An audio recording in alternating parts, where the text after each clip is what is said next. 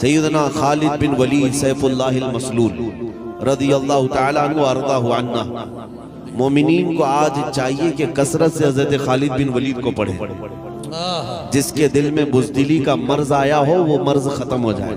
جی جی خالد بن ولید اس عظیم سپہ سالار اسلام کا میں نام ذکر کر رہا ہوں آپ کے سامنے، جنہوں نے اپنی زندگی میں 125 جنگیں لڑی۔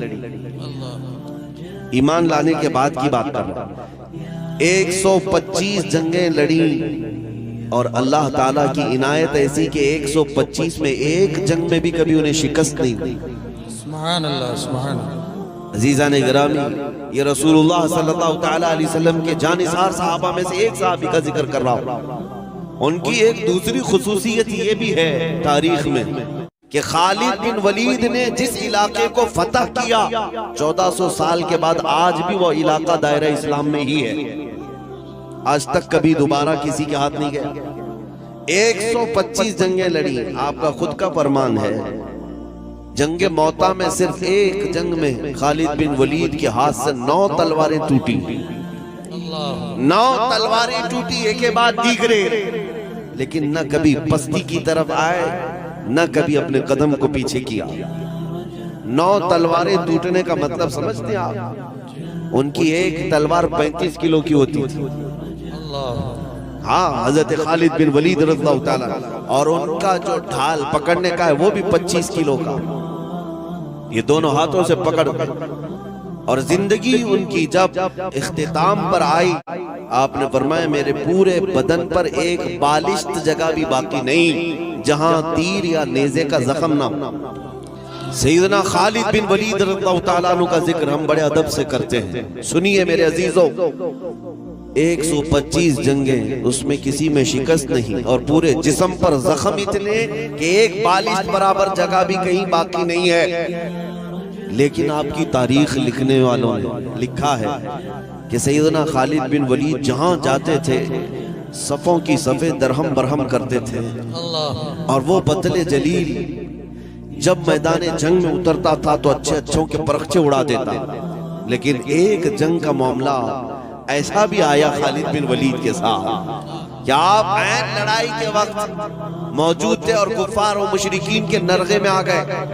کئی لوگ تلواریں اٹھائے آپ کے سامنے آئے، لیکن ایک جنگ کا معاملہ ایسا بھی آیا خالد بن ولید کے ساتھ کہ آپ عین لڑائی کے وقت موجود تھے اور کفار و مشرکین کے نرغے میں آ گئے۔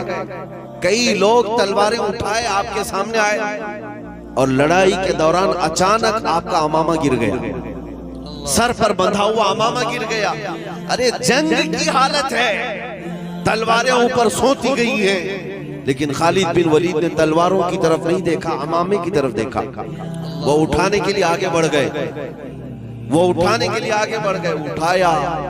اتنی دیر میں تو کئی لوگ گردنوں پر تلواریں چلا دیتے، اگر نظر چکی تو جان گئی جنگ کا حال یہ ہوتا ہے۔ 4-5 بڑے پہلوان جو سر پر تلوار لے کر کے کھڑے ہیں، ایسے موقع پر خالد بن ولید امامے کے پیچھے لگے۔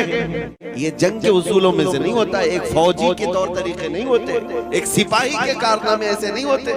وہ سارے لوگ سہم گئے، جو قریب کھڑے تھے انہوں نے تلواریں نیچے کر لی اور پوچھا کیا تم ہی وہ خالد بن ولید ہو جس کا چرچا ہر جگہ پر ہم نے سنا ہے؟ کیا تم ہی وہ خالد بن ولید بطل جلیل ہو، مسلمانوں کے سپہ سالار ہو؟ کہا میں خالد بن ولید ہوں۔ ان کافروں نے کہا کہ ہم نے ایسی حرکت تم سے آج دیکھی جو ایک چھوٹا فوجی بھی نہیں کر سکتا۔ جنگ کی حالت میں جب تمہاری گردن پر تلوار لٹک رہی ہو، تمہیں اپنی جان کی حفاظت کرنی چاہیے، تم اپنی پگڑی کی حفاظت کر رہے ہو، تم اپنے امامے کے دیکھنے کی طرف متوجہ ہو۔ سیدنا خالد بن ولید نے اس وقت جو جواب دیا وہ ہمارا عنوان ہے۔ ظالموں اور دشمنوں کا سامنے ہونا اپنی جگہ پر، لیکن ایسے حالات میں بھی میرے نبی پاک کے تبرکات کی حفاظت اپنی جگہ پر۔ یہ ہے ناموس رسالت کی حفاظت۔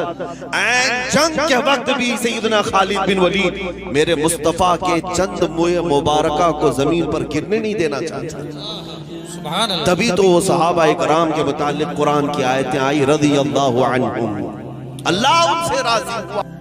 خالد بن ولید فرماتے ہیں ظالمو تم کیا سمجھتے ہو کہ میں جس میدان میں فتح سے ہمکنار ہوتا ہوں یہ میرے بازوؤں کی طاقت ہے، یہ میرے تلواروں کی جھنکار ہے، یہ میرا شعلہ ہے؟